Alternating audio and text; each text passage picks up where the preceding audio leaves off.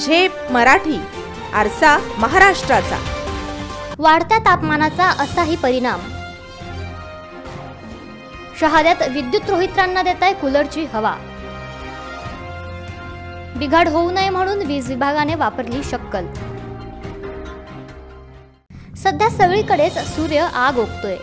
नंदुरबार जिल्ह्यात देखील तापमानाचा पारा चांगलाच वाढलाय। 42-45 अंशावर तापमान गेल्याने जीवाची लाही लाही होते। अशा परिस्थितीत वीज गेली तर काय ही कल्पनाही करवत नाही।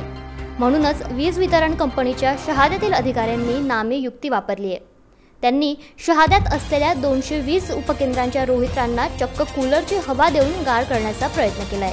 जवळपास 90% नंदुरबार जिल्ह्याला वीज पुरवठा करणारे शहाद्यातील हे 375 MVA क्षमतेचे उपकेंद्र आहे।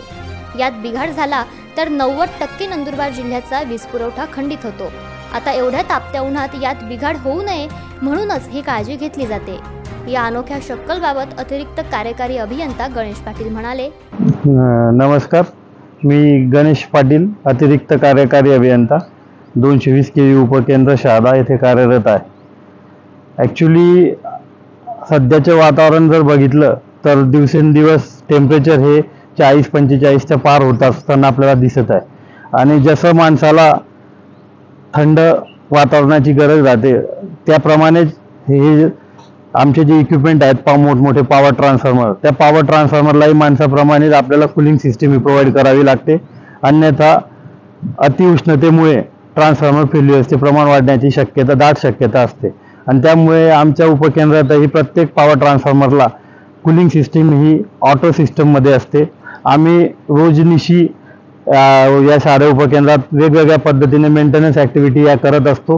विजेची वाढती मागणी आणि तापमानातील वाढ यामुळे वीज पुरवठा करणाऱ्या रोहित्रांवर अतिरिक्त भार येतो। अतिउष्णतेमुळे रोहित्रांमध्ये बिघाड होण्याची दाट शक्यता असते। यामुळे काळजी म्हणून ही कूलिंग सिस्टीम बसवण्यात आली आहे। एका रोहित्राला 10 कूलिंग फॅन बसवण्यात आले असून 2 अतिरिक्त फॅन आहेत। 8 फॅन सतत रोहित्रांचे तापमान नियंत्रित करतात। विशेष म्हणजे ही स्वयंचलित यंत्रणा असून बाहेरील तापमान वाढल्यास कूलिंग फॅन आपोआप सुरू होऊन रोहित्रांचे तापमान नियंत्रित करतात। प्रतिनिधी सलाउद्दीन लोहार, झेप मराठी, शहादा। अशाच वेगळ्या आणि ताज्या बातम्यांसाठी पाहत रहा झेप मराठी, आरसा महाराष्ट्राचा। संपादक प्राध्यापक अनिल चव्हाण, धुळे।